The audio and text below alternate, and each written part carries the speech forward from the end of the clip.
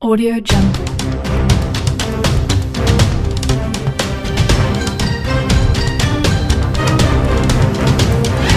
Audio Jungle.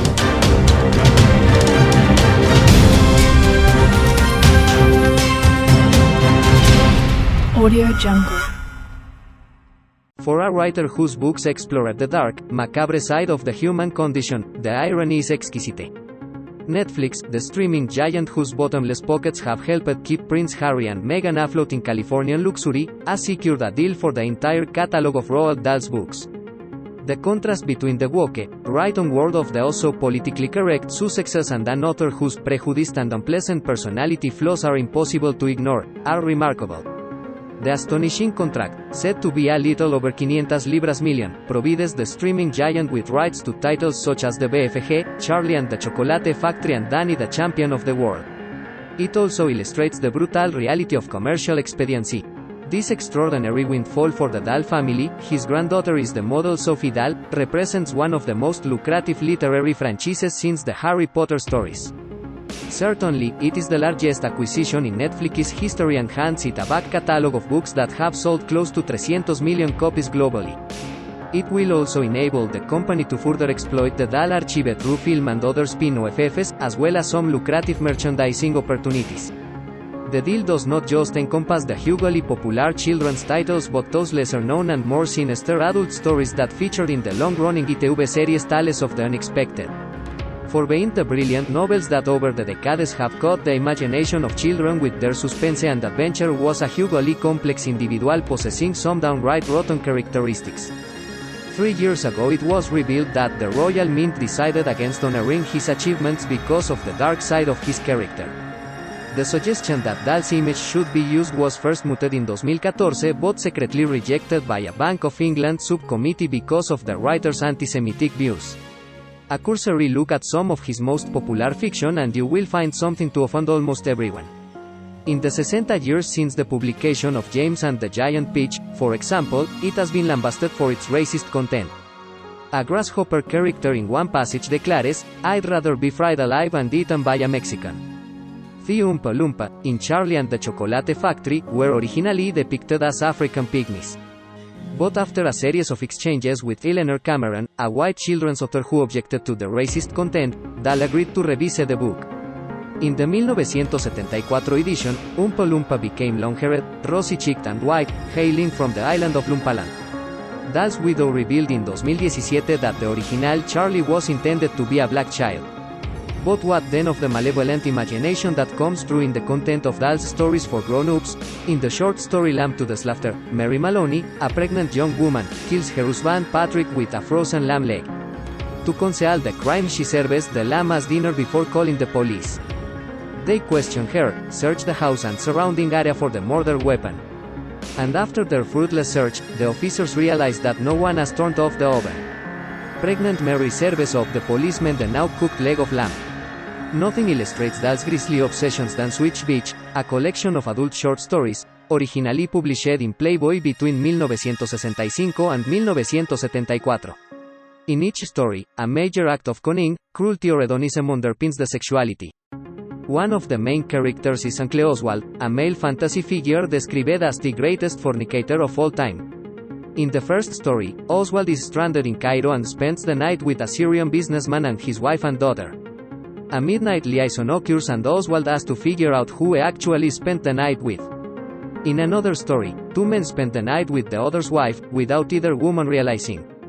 Today, there is something uncomfortable about such provocative nastiness, which makes the Netflix deal in the era of cancel culture all the more extraordinary. Quite how some of its supporters will view a deal to further enrich the family of a man who not only was quite open about his prejudices but also his attitude towards women remains to be seen. The acquisition comes 3 years after the Dahl literary estate struck its first deal with Netflix to produce a number of animated series based on the author's works which also include Boy and Fantastic Mr. Fox. There is no doubt that 31 years after his death, Dahl's books remain potent bestsellers. According to the writer's grandson Luke Kelly, one of Dahl's books is sold every 2.6 seconds, and the Roald Dahl Story Company, which manages his legacy, has plans in place for 19 TV shows, films, stage productions and live performances. Despite this incredible bankability, it is hard to reconcile Netflix, which signed a deal to give a global platform to the Duke and Duchess of Sussex to make worthy documentaries, sharing its resources with the literary oeuvre of a man who spoke openly in interviews of his antisemitism. Dahl once told the New Statesman magazine, "There is a trait in the Jewish character that does provoke animosity. There is always a reason why anti-anything crops up. Even a stinker like Hitler didn't just pick on the Jews for no reason." The said views didn't just cause outrage but also consternation among his readers, notably in the USA. There is no evidence that ever changed his mind. Years after his death, his family issued an apology for these remarks. But racism was not the only stain on his reputation. He was a philanderer and a bully, with a penchant for cruelty that came through in his prose. His friend Noel Coward thought his books brilliant and the imagination fabulous, adding that unfortunately there is in all of them an underlying streak of cruelty and macabre unpleasantness. Much the same could be said of the man. His first wife, Hollywood actress Patricia Neal, described him as rude, arrogant and belittling towards her throughout their marriage. She dubbed him raw the rotten. His troubled daughter Tessa found him selfish and controlling, declaring, "Daddy gave joy to millions of children, but I was dying inside." Dahl's own childhood was not easy. Born in 1916, he was 3 when his father died. At 9, he was sent to boarding school and hated it. On the outbreak of World War II, he joined the RAF and crashed in the North African desert, sustaining a monumental bash on the head, as he put it, that would cause him pain for the rest of his life and may go some way to explaining some of his irritable character. He turned the experience into his first foray into writing, a short story of heroism called Shot Down Over Libya. By this time, he was in the USA. As air attaché at the British Embassy. Whether it was the blow to the head or the heady atmosphere of America, he turned from a sea young man into a Lothario. He bedded actresses such as Ginger Rogers, was seduced by heiress Claire Booth Luce and seemed set on finding a rich woman to be an easy path through life. According to one acquaintance, slept with everybody on the East and West Coasts worth more than $50,000 a year. Oscar-winning Neal married him on the rebound from Clark Gable, but he treated her abominably, cheating on her with her closest friends, and attempted to lure the wealthy Gloria Vanderbilt into the marital bed with him while his wife was away.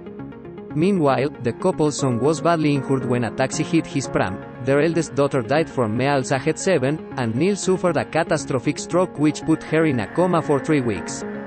It left her disabled and with her face distorted, but she once overheard him tell the children with ASNAR, "Mommy could do things if she only wanted to."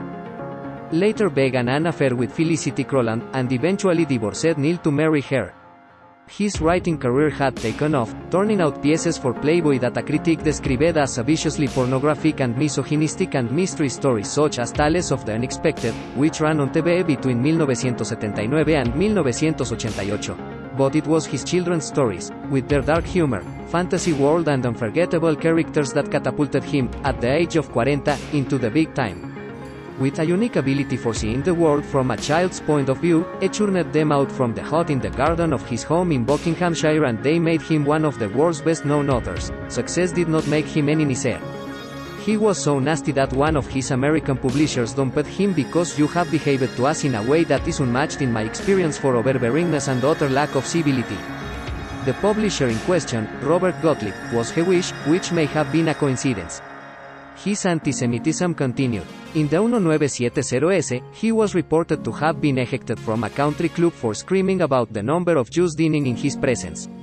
He expressed his disgust at Zionism and Israel and claimed that the atrocities of the Israeli army in Lebanon were not being reported in the press because the owners of newspapers were Jewish. Many people remained unaware of Dahl's views.